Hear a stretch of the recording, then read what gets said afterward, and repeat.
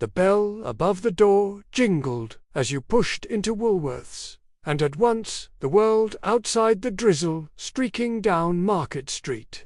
The hiss of buses idling by the curb faded into a hum behind you. Inside, it was warmer, brighter, alive with a chorus of voices and the steady rhythm of pop songs trickling from ceiling speakers. The smell of plastic-wrapped toys mingled with the sweet, almost dizzying scent of the pick-and mix stand, where children clutched paper bags and debated whether cola bottles or pink shrimps were worth their pennies. For teenagers in 1990s England, Saturday mornings at Woolworths were more than shopping trips. They were small rites of passage. You could wander the aisles with friends, pockets heavy with saved-up change. Your week's allowance folded in a slightly damp banknote from your mum's purse. The shop was its own universe. Toys and stationery to the left school uniforms. Tucked away in the back, and most importantly, the music section rows of CDs and cassette tapes, glinting under strip lights like treasures waiting to be chosen. There was a hush about that corner, as though the shelves themselves demanded reverence. Shy teenagers slipped on oversized headphones at the listening stations, eyes flicking nervously to see if anyone was watching. Pressing the plastic button beneath a CD sleeve, you'd hear the muffled crackle before the opening notes of Oasis or Blur burst into your ears. It was private and thrilling, like being given a key to a secret world, and yet you were never alone. Friends hovered nearby, trading smirks or arguments about which band was actually decent, their voices weaving in and out of the music like a second soundtrack. Everything about Woolworths felt tactile in a way life rarely does now. CDs were wrapped in tight cellophane you struggled to peel off at home. Cassette cases snapped satisfyingly when you flicked them open. Even browsing was a sensory act. Fingertips tracing spines of albums, the slick feel of glossy covers, the faint scent of ink. In those days, music wasn't something you scrolled through or streamed. It was something you hunted, saved for, and then held in your hands. Sometimes you'd drift from the music racks to the pick-and-mix stand. The bright scoops clattering against bins filled with fizzy cherries, marshmallow bananas, and those tiny white chocolate jazzies with rainbow sprinkles. The air around it smelled like sugar and anticipation. Everyone seemed to linger longer than necessary, trying to perfect their mix while calculating how many sweets would fit before the bag grew too heavy for their allowance. The scale at the counter was both judge and jury, and you'd wait nervously as the assistant weighed your choices, hoping you hadn't gone over the limit. By midday, the store was crowded, parents shepherding younger children toward the clothing racks, pensioners shuffling slowly down the household aisles, teenagers clustering by the magazines. A sense of community buzzed through the air. You'd bump into neighbors, friends from school. Your mate's older brother, with his Walkman headphones perched around his neck. For a town without many other meeting spots, Woolworths was the unofficial gathering place, a crossroads of lives and generations. The memory sharpens around small details. The squeak of trainers on linoleum floors, the hum of fluorescent lights overhead, the way the cashier till printed receipts in that faint purple ink that smudged if you folded it too quickly. Even the uniform of the staff red polo shirts with name badges feels burned into the texture of the decade. It was there, among the racks and counters, that friendships were tested and deepened. You remember one morning, leaning with a friend against the shelves of top 40 singles, your breath catching as you argued over which tape to buy. She teased you for choosing the Spice Girls, but her laughter softened when she admitted she secretly liked them too. She pulled a sweet from her paper bag, pressed it into your hand, and for a moment it felt like the whole noisy shop had stilled. Small gestures like that, the exchange of sweets, the sharing of headphones, the conspiratorial smile when you spotted the same boy from school across the aisle. These were the stitches of connection, quiet but lasting. The world outside Woolworths was shifting. By the late 90s, Britpop had already peaked, and whispers of something called the World Wide Web were seeping into conversation. But inside the store, time felt slower, anchored by rituals that had not yet changed.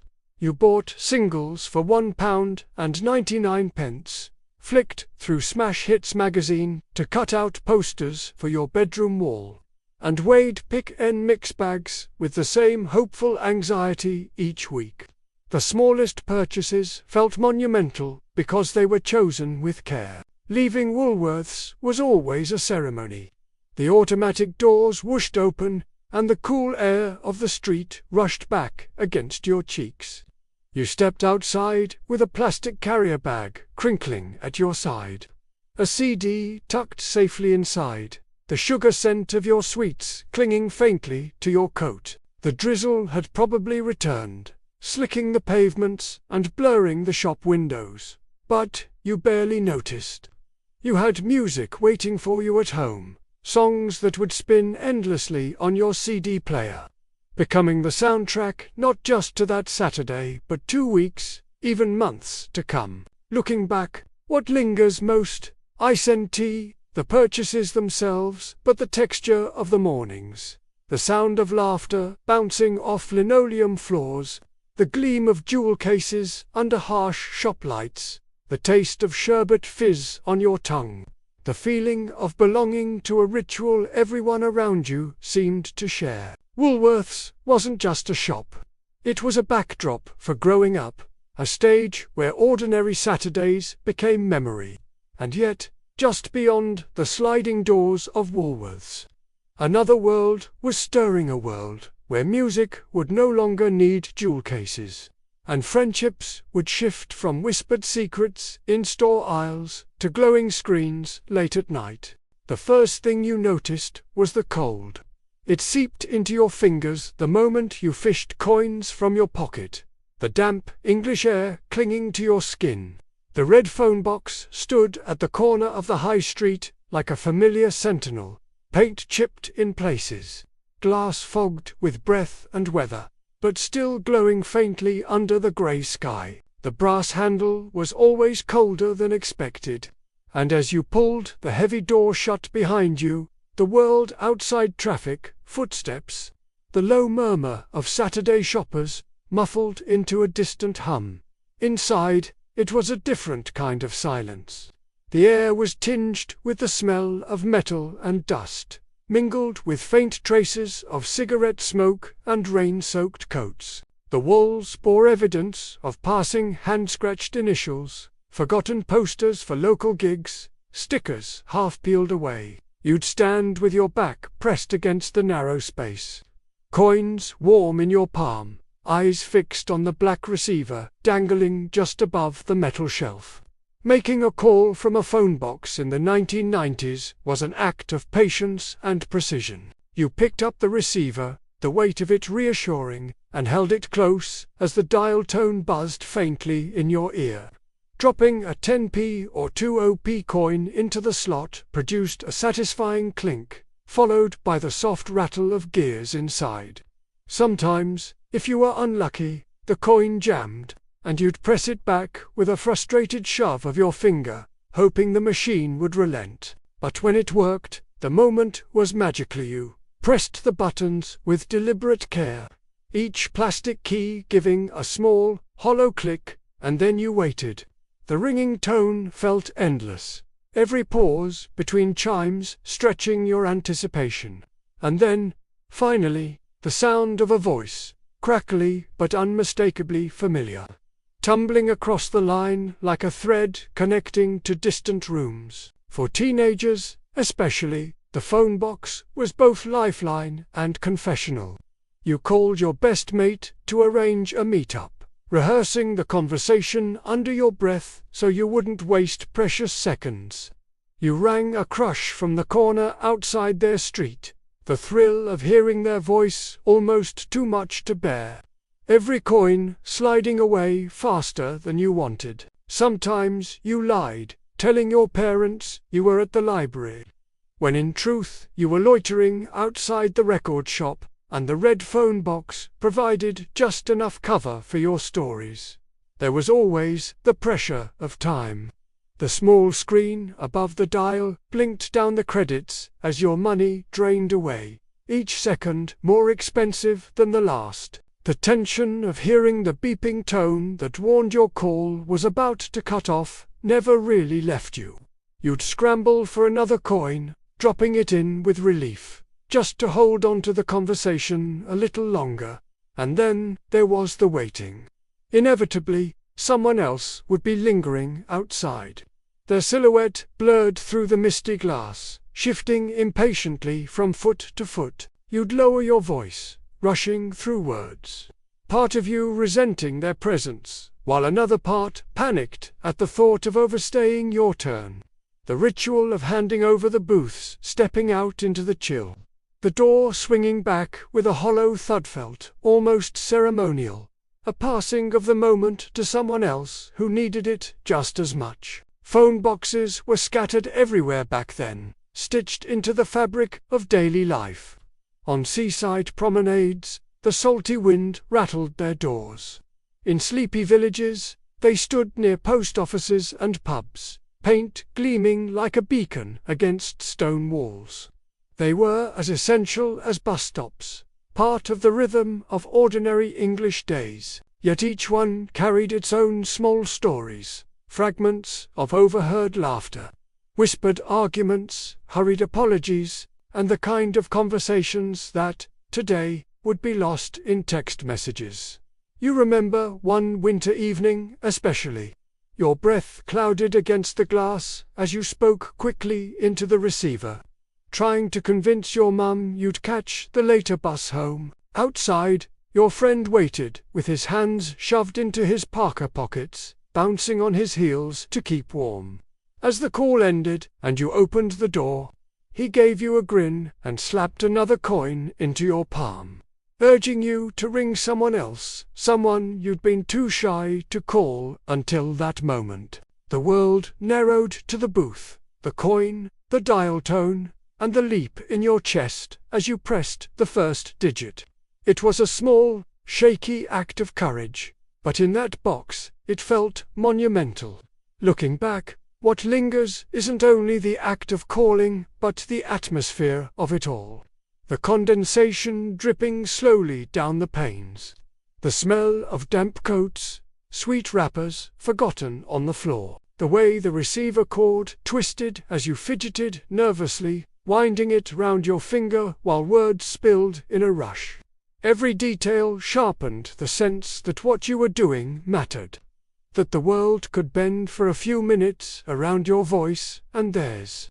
Of course, phone boxes would eventually begin to fade. By the late 1990s, more and more people carried Nokias and Motorola's, pay-as-you-go mobiles with their chunky buttons and scratchy ringtones. The red boxes stood quieter, sometimes vandalized, sometimes simply ignored, their purpose slipping into memory. But for a time, they were the pulse of connection, an anchor to people and places before life shrank into pockets and glowing screens. Stepping away from the phone box, the cold would hit you again. The high street alive, with its ordinary rhythm buses groaning at stops, shop doors swinging open, the smell of chips wafting from the corner shop. But you carried the conversation with you, a secret warmth inside, tucked into the folds of your coat. The coins were gone, the call had ended, but for those few minutes, you had touched something real, something fleeting and fragile that could never quite be replaced. And just a few streets away, another kind of ritual was unfolding, rows of shelves, bright with covers and spines, where silence and discovery offered their own kind of magic. The scratch of pen on paper was a sound that carried its own rhythm, slow, deliberate, with pauses where thoughts tangled in the air before settling into words. In the 1990s, when the internet was still a rumor in most English households. Letter writing was not a quaint hobby, it was a lifeline, and nowhere did that feel truer than in the act of keeping a pen pal. The careful crafting of sentences that would cross miles, sealed in envelopes and carried by unseen hands. You remember the feel of the paper first. Lined exercise sheets torn neatly from a school pad, or sometimes stationery chosen with care from Smith. The kind that came with pastel borders or faint floral patterns. The smell of ink hung faintly in the room, mingling with the musty warmth of central heating in winter, or the grassy cool drifting through an open window in summer. The desk was often cluttered textbooks, cassette tapes, a cup of half-finished tea gone tepid, but in the middle sat the letter, demanding focus in a way few things did. The opening line always carried weight. "Dear Sarah," or "Hello from England," written slowly as though the ink itself had to gather momentum. Once the words began to flow, the page filled with fragments of your life. A detail about a history lesson, a complaint about the rain that had soaked through your blazer, a description of the new Blur single on Top of the Pops. These were small, ordinary confessions, but in the act of sending them across distance, they felt magnified, made important by the fact that someone, somewhere, would sit quietly and read them. Letters were physical things, and the intimacy of touch was part of the ritual. You folded the paper carefully, sometimes slipping in a pressed flower, a train ticket, a doodle scribbled absent-mindedly in the margin. The envelope itself bore its own character, addressed in your neatest hand, corners softened by the press of fingers. The flap sealed either with a faint lick of glue, or, if you were feeling sentimental, a sticker. Sometimes you sprayed a touch of perfume or aftershave, a whisper of yourself carried invisibly across borders. The walk to the post box was its own ceremony. The red pillar box on the corner stood steady against drizzle and wind, paint dulled by time, but still vibrant against the grey pavements. You slid the envelope through the narrow slit, hearing the soft swoosh as it fell into the unseen collection. And for a moment there was a hush, a pause in the world, as if your words had set off on their own small voyage. And then came the waiting. Days stretched into weeks, marked by ordinary routines, school bells, bus rides, weekend trips into town. Yet every morning the shuffle of post through the letterbox held a flicker of possibility. The sound of envelopes hitting the doormat was a promise, and your heart always quickened at the sight of one with handwriting you recognized. When a reply arrived, the moment was electric. You tore the envelope open at once, even before your coat was off, even before your shoes were kicked aside. Inside were words that carried the weight of another world. Descriptions of a town in Devon you had never seen, or of life in Yorkshire, or even from abroad if your school had arranged an international exchange. The letters transported ISO Danley. You were walking along the cliffs your friend described, or sitting in the classroom she sketched out in words, or listening to the songs she wrote about with passion. Sometimes the letters contained confessions that never would have been spoken aloud. Crushes whispered in writing, fears about exams, arguments with parents, the strange loneliness of growing up. The page became a safe space, freer than the hurried whispers at school or the clipped conversations in phone boxes. You lingered over these words, reading them again and again until the paper felt softened by your touch. It was in one of those letters that you first felt something stern, intimacy that didn't need a face-to-face moment, a bond carved in ink and silence. You still remember the way your friend signed off. "Write soon, won't you?" The words were simple, but they lingered like an echo, urging you back to your desk, back to the scratch of pen on paper. back to the ritual that tethered you both across distance. The truth was, handwriting carried the soul of the writer.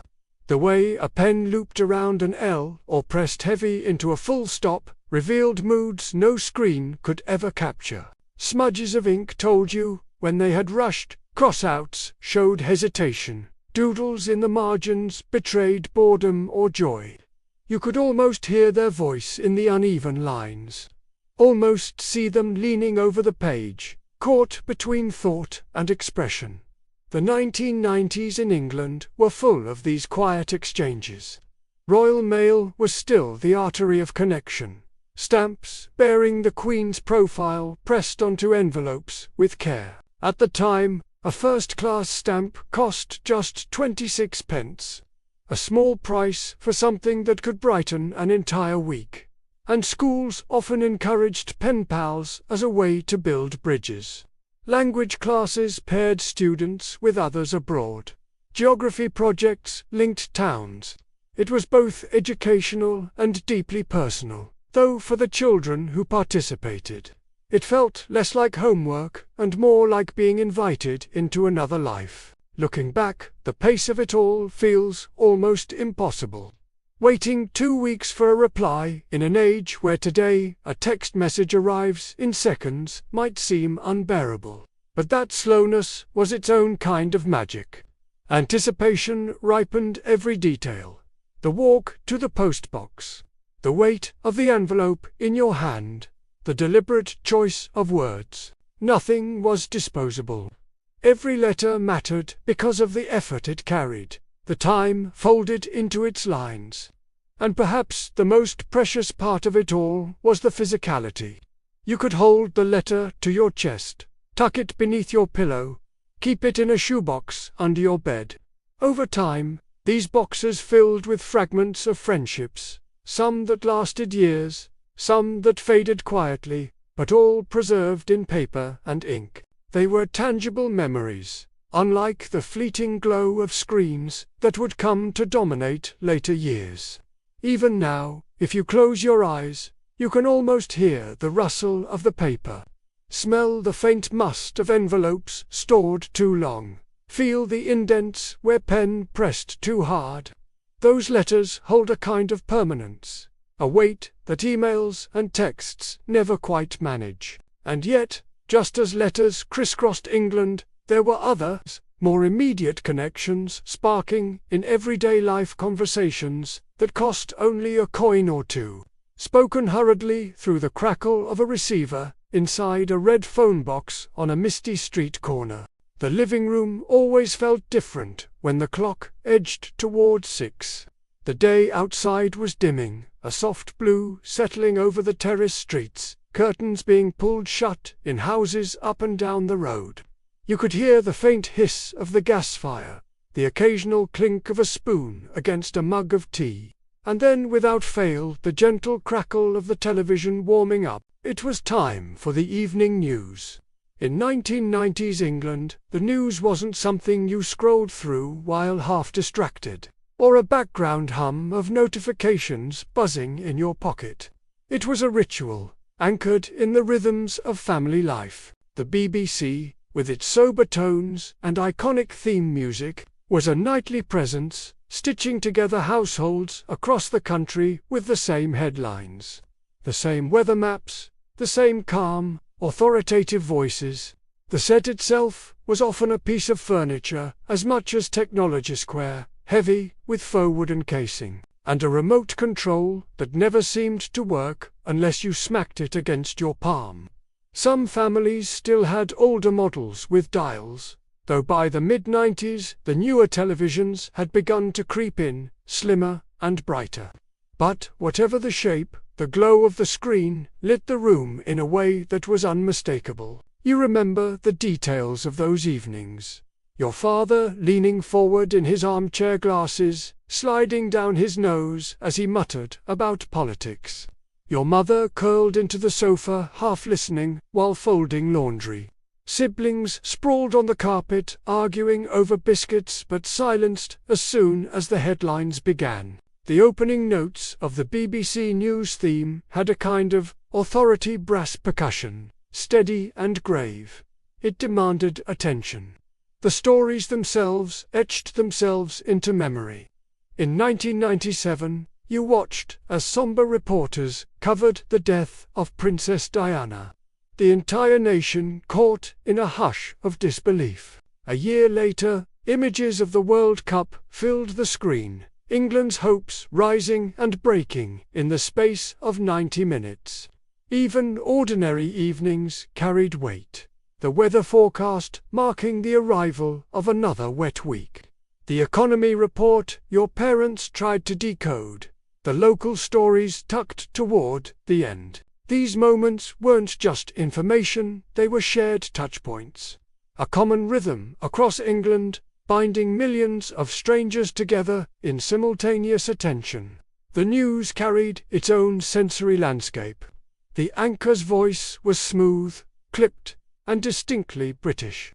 A voice you trusted, even when the stories unsettled you. The images flickered slightly on older screens, colors muted.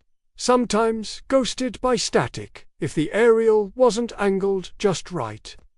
Advert breaks if you'd switched to ITV had their own jingle-laden charm. Peddling soap powders or supermarket deals, but even then the family rarely drifted too far from the screen. There was comfort in the ritual, too. A mug of tea cooling on the side table, the faint scratch of a cat against the carpet, the rattle of rain against the window pane, while outside the street lamps flickered on. The news became a backdrop to these domestic textures, an anchor around which evenings unfolded. Dinner might be cleared away, homework might be half finished, but everything paused for those 30 minutes. Life held gently in suspension by the glow of the broadcast. For children and teenagers, the ritual was sometimes tedious. The long reports about Parliament or economics dragging on, but even then, it worked its way into memory. You remember tracing patterns on the carpet with your fingertip, pretending not to listen, only to find the stories etched into your mind anyway. There was something soothing about the cadence, the predictability, the knowledge that each night would end with a weather map, those swirling clouds, those bright suns drawn over Cornwall or Yorkshire, and sometimes, amid the headlines, there was intimacy. You recall the way your father once lowered his voice, explaining a conflict abroad, the way his words carried both worry and reassurance.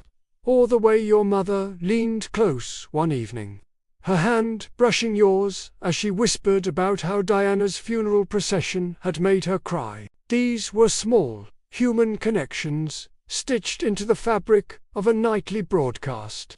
The news wasn't just the world at large, it was the way the world folded into the quiet of your own home. By the late 90s, the ritual began to change. Cable channels multiplied, tabloids spun headlines in bolder fonts, and whispers of the internet hinted at a new way of knowing the world. But still, for many, the evening news remained sacred. A half-hour pause that gathered the family together, whether they liked it or not. Looking back now, the memory isn't only of what was reported, but of how it felt. The glow of the screen on tired faces, the static crackle that sometimes interrupted the picture, the smell of tea, the weight of a blanket, the warmth of company, even in silence. The news was never just information, it was an atmosphere, a ritual of belonging, a shared act that grounded households in something larger than themselves. And as the final chords of the theme music played, the room stirred back to life. Dishes collected, homework resumed, siblings bickering again. The spell was broken, but the memory remained, woven into the texture of ordinary nights in 1990s England. And elsewhere, in the same quiet evenings, some young hands reached not for the television remote, but for pen and paper, crafting letters by lamplight, sending fragments of themselves across the miles in envelopes sealed with ink and hope. It always began with the glow. a square of soft light blooming in the corner of the living room. As the set warmed to life, humming faintly before the familiar sound of the BBC theme broke through the quiet. By 6 o'clock in the evening, the house had already begun to dim. Curtains were drawn against the dusk street lamps, outside flickered into their orange glow, and the day's noise gave way to a quieter rhythm. The rustle of newspapers folded, the hiss of the kettle, the scrape of chairs as the family gathered. In 1990s England, the evening news was not background chatter. It was an anchor, a shared moment that rooted households to the wider world. Families arranged themselves, almost unconsciously, into their usual places. Dad in the armchair closest to the set, leaning forward with glasses perched low on his nose. Mum on the sofa with a basket of laundry, folding socks as the headlines rolled on. Children on the carpet, stretched out with elbows propped, half listening while doodling or sneaking biscuits from a tin. The broadcast began with the same commanding tones every night. The brass and percussion of the theme music filled the room, solemn yet reassuring, like a ritual chant. Then came the familiar face of the presenter, Martin Lewis. Anna Ford, Michael Bjork, whose calm, clipped voices carried a weight of authority. Their delivery was steady, unhurried, every word clear, as though chosen not just to inform, but to soothe. The living room itself became a character in these rituals.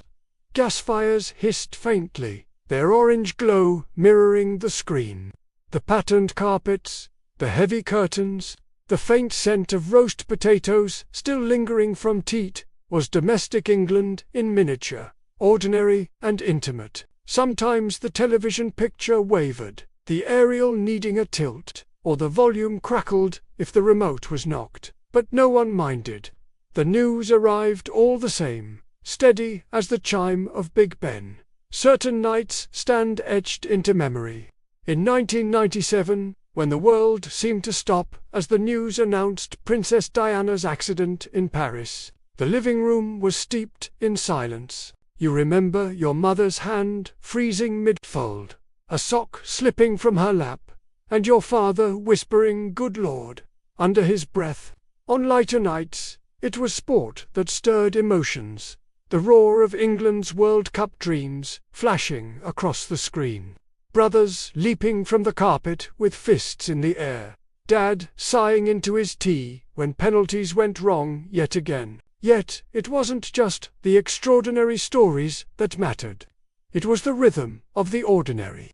Reports of Parliament, debates, economic forecasts your parents muttered about. The latest developments in farming subsidies or rail strikes. These were the textures of national life, absorbed even by children who pretended not to listen. And always, always, the weather at the end a map splashed in green and blue, clouds sweeping over the Isles, tiny suns promised for Cornwall, rain showers plotted firmly over Manchester.